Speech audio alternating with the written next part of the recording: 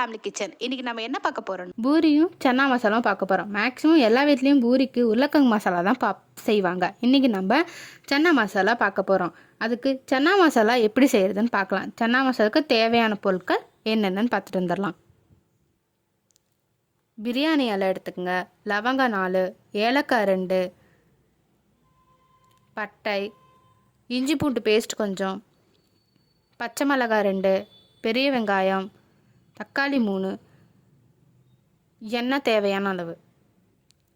வெள்ளை சுண்டல் எடுத்துக்கோங்க, அதை நைட்டே ஊற வச்சுருங்க. அப்போ தான் வேச்சு எடுக்கிறப்ப நல்லா பெருசாக வெந்திருக்கும். செய்முறைக்கு போகலாம். கடாயில் எண்ணெய் ஊற்றிடுங்க.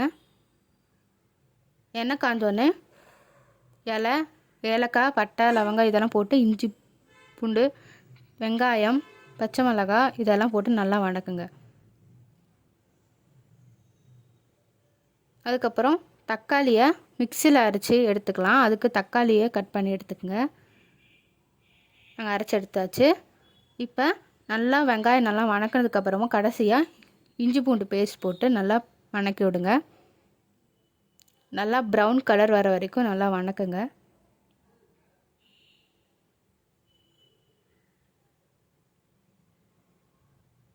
சிம்லே வச்சே பண்ணுங்க, அப்போ தான் அடி பிடிக்காமல் இருக்கும். அதுக்கப்புறம் அரைச்சி வச்ச தக்காளி பேஸ்ட்டை அதில் ஊற்றி நல்லா கலக்குங்க. அதுக்கப்புறமா காஷ்மீர் மிளகாத்தூளும் நார்மல் மிளகாத்தூளும் போட்டுங்க. கொஞ்சமாக மஞ்சத்தூள், கொத்தமல்லி, அரைச்சி நம்ம வேச்ச சுண்டலை நல்லா மசுக்கி எடுத்துக்கோங்க. அதுக்கப்புறம் கொஞ்சமாக உப்பு, அதுக்கப்புறம் கொத்தமல்லி போட்டு சுண்டல் வேச்ச தண்ணி கொஞ்சம் ஊற்றி நல்லா கலக்குங்க. அப்புறம் தேவையான உப்பு கொஞ்சம், அதுக்கப்புறம் சன்னா மசாலா இருக்குல்ல, சன்னா மசாலா பாக்கெட் வாங்கிக்கோங்க. அதுலேருந்து கொஞ்சமாக சன்னா மசாலா பவுடர் போட்டு, அதுக்கப்புறம் சீரக பொடியும் அது கொஞ்சம், அதுக்கப்புறம் கொத்தமல்லி போட்டு இறக்கிடலாம்.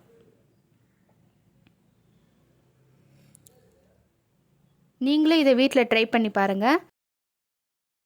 இதே மாதிரி ஒரு நல்ல ரெசிபியோட அடுத்த வீடியோவில் உங்களை சந்திக்கிறேன். மறக்காமல் சப்ஸ்கிரைப் பண்ணி பக்கத்தில் இருக்க பெல்லையும் கிளிக் பண்ணுங்கள். அப்போ தான் நான் போடுற வீடியோ உங்களுக்கு நோட்டிஃபிகேஷனாக வரும். Thank you all. தேங்க்ஸ் ஃபார் வாட்சிங்.